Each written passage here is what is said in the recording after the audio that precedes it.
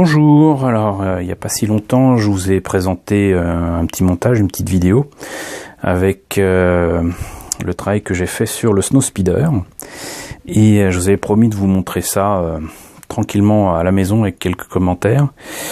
Alors voici la bête, je vais le mettre au milieu un peu éloigné mais c'est pour son bien. Essayer de monter encore un petit peu. Voilà, ça sera mieux comme ça. Alors ce brave Snowspeeder, il s'agit en fait du modèle de Revell EasyKit Pocket. Première particularité, il y a deux pilotes à l'intérieur, deux pilotes Revell. Je ne sais pas pourquoi je fais ça. Parce que le vaisseau se pilote à deux. Il y a un pilote et on va dire un canonnier. Ça c'est la première chose, parce que mine de rien les kits Revell récents ont de nouveau des pilotes, mais pendant un moment avec le réveil de la force il n'y en avait pas, hein, rappelons-le. D'ailleurs au passage quelqu'un avait dit qu'il n'était pas bête de prendre ce kit, et je confirme que c'est loin d'être con. C'est de prendre en fait les pilotes qu'il y a dans le Snowspeeder, puisqu'il y en a deux, et de les modifier, de les réutiliser pour les mettre dans les X-Wing de la Résistance. Les costumes ne sont pas identiques mais sont proches, et franchement à cette échelle on verra pas la différence. Donc l'échelle de ce Snowspeeder, vu les figurines, moi je dirais que c'est du 1,72. C'est supposé être, je crois, du 1,58, je sais plus.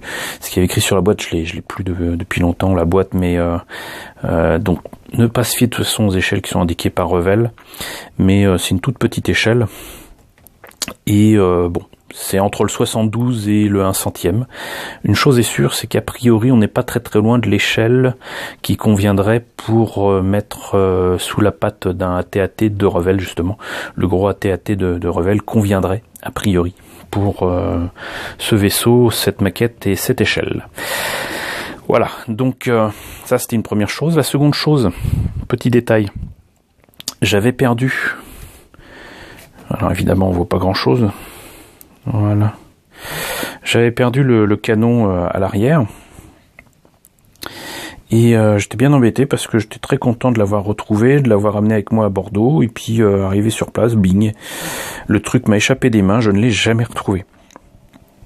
Alors plutôt que de ne pas faire le Snowspeeder comme j'avais prévu de le faire, hein, j'ai décidé de regarder autour de moi, et comme j'étais sous un chapiteau, sous un barnum, il y avait autour de moi quand même pas mal de morceaux qui traînaient de précédentes expositions, et notamment dans le sol quand même en bois, avec des lattes en bois, des agrafes.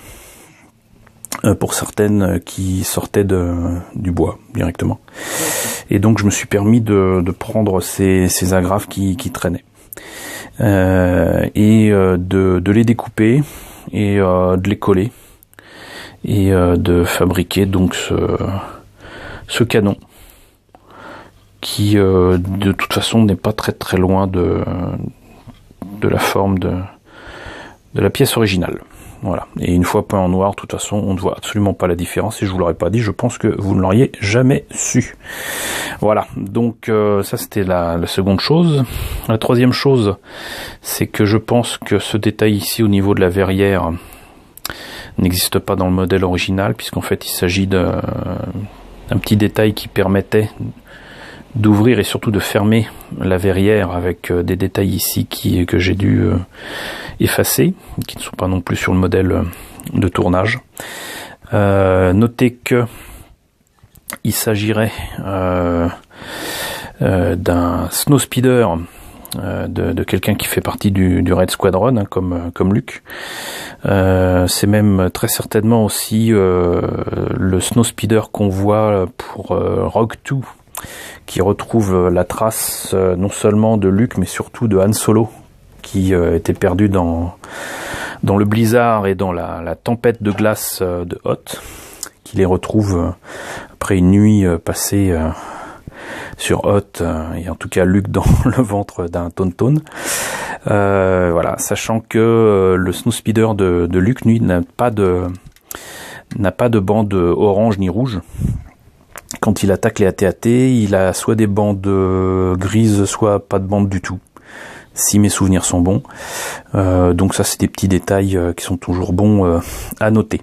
Au départ, je voulais repeindre entièrement le vaisseau. J'avais fait un petit mélange, donc j'étais assez content, avec du blanc et du marron pour approcher d'un beige clair. Et d'ailleurs là, bon, sous une certaine lumière, on voit la différence entre le plastique et la peinture, mais en tout cas pour la couleur, c'est pour moi la même. Et j'en suis assez heureux. Mais finalement, je me suis contenté de faire l'arrière ici et une partie des canons, avant de me rendre compte qu'il y avait pas mal de marquages ici, là, qui ressemble à un double Z, là aussi, puis là. Enfin bon, bref, il y a tout un tas de marquages que j'allais faire disparaître si je repeignais le modèle. Et reprendre tout ça à main levée, bof bof. Donc je me suis contenté ensuite de faire un jus noir, ce que vous avez vu en vidéo. Et je l'ai fait pour la partie supérieure, bien évidemment, et pour la partie inférieure. Et c'est ce qui fait vraiment toute la différence. Voilà, c'est un petit jus aussi là-dedans, mais surtout un brossage à sec acier, couleur acier, qui fait, je pense, toute la différence aussi. Et du coup, bah, on obtient un objet qui est tout à fait présentable et surtout qui ne fait plus objet plastique, plus trop en tout cas. Donc voilà, c'est pas le travail définitif que je voulais faire, mais ça s'en approche et ça m'a reprouvé une nouvelle fois que ces kits méritent qu'on se penche dessus et qu'on leur réserve un bel accueil. Voilà, parce que ça normalement c'est disponible encore, mais plus en pré-peint. C'est à vous de le peindre directement chez Revell à 7 ou 8 euros a priori. Parfois avec de la peinture et de la colle, donc a priori là c'est un petit peu plus cher.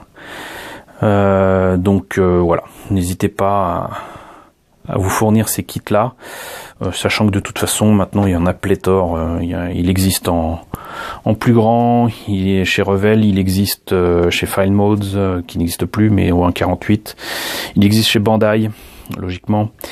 Il doit exister bientôt chez Dragon, à supposer qu'il se décide à sortir quelque chose un jour. Ça existait chez MTE-RTL, beaucoup plus grand que ça, pratiquement du 1/20, c'était du 1/20 ou du 1/35, je ne sais plus, mais gros morceau. Donc du Snow Speeder, vous en avez un bon paquet, mais voilà, ça c'est un petit kit qui peut servir éventuellement pour un petit diorama, enfin un diorama face au gros AT-AT de Revell. En tout cas très certainement face au gros AT-AT qu'on attend, si je me trompe pas, chez Dragon et peut-être même chez Bandai. Voilà, qui ont annoncé ça. Pour Dragon, c'est du 1.35. Et pour Bandai, il me semble que ça doit être du 1.48. Mais à vérifier. Voilà. Parce que je me méfie un petit peu des annonces qui sont faites ces derniers temps. Voilà, donc c'était le Snow Speeder que je vous ai présenté en time-lapse dernièrement en vidéo. Avec les commentaires qui vont bien. J'espère que cette présentation vous a plu. N'hésitez pas à me le dire dans les commentaires. Encore une fois, merci aux personnes qui sont venues à ma rencontre lors du Bordeaux Geek Festival. N'hésitez pas à partager la vidéo. N'hésitez pas à vous abonner si ce n'est déjà fait. Je vous dis à très bientôt pour la présentation de nouveaux kits Star Wars.